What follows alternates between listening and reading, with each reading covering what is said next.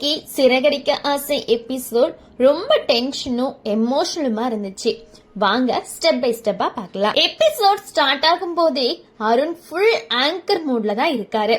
அம்மா ஆக்சிடென்ட்ல இறந்ததுக்கு அப்புறம் முத்து மேல போட்ட பழி இன்னும் குறையவே இல்ல. அவன் முத்துவ நேர்ல அசிங்கப்படுத்துற சீன் ரொம்ப கடுமையா இருந்துச்சு. என் அம்மா சாவுக்கு நீ தான் காரணம்னு சொன்னதும் முத்து ரொம்பவே சைலண்டா நின்னதை பார்த்த நம்ம எல்லாருக்குமே ரொம்ப பாவமா தான் இருந்துச்சு. அதுக்கப்புறம் ஸ்டோரி ஷிஃப்ட் ஆகி செல்வமோட பெயில் கேஸ்க்கு வருது. முத்துவும் மீனாவும் லாயரை மீட் பண்ண போறாங்க. ட்விஸ்ட் என்னன்னா அங்க அதே லாயர் மனோஜ் டிவோர்ஸ் கேஸ்ல இருந்தவங்க தான்.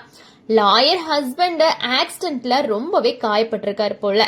அவங்க அவர் கவனிக்கிறத பார்த்து ரொம்ப பாசமா பாத்துக்கிறத பார்த்து முத்துக்கும் மீனாக்கும் இன்ஸ்பயர் ஆகுது.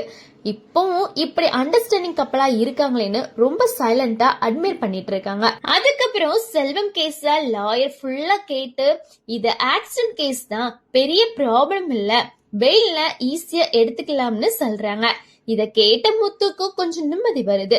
ஆடியன்ஸுக்கும் ரிலீஃப் மூமெண்ட் கிடைக்குது. அடுத்த சீன்ல டென்ஷன் ஆகுது. செல்வமோட ஒய்ஃப் அவங்க ஃப்ரெண்ட்ஸோட சேர்ந்து அருண் வீட்டுக்கு போய் எப்படியாச்சும் என் புருஷனை விட சொல்லுங்கன்னு கெஞ்சுறாங்க. அருண் யூஸ்வலா கோபப்பட்டு அவங்க எல்லாரையுமே திட்டி விடுற சீன் தான் அங்க வருது.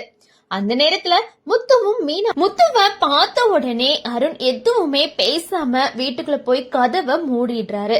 வெளியில செல்வம் ஒய்ஃப் அழுதுகிட்டே நிக்கிறாங்க. முத்து அமைதியா நான் ஜாமீன்ல எடுக்க ட்ரை பண்றேன்னு வாக்கும் கொடுக்கறாரு. இது முத்துவோட ஸ்ட்ரென்த்தையும் மெச்சூரிட்டியும் காட்டக்கூடிய சீனா இருக்கு. இதுல மனோஜ் ரோகிணி ட்ராக் போகுது.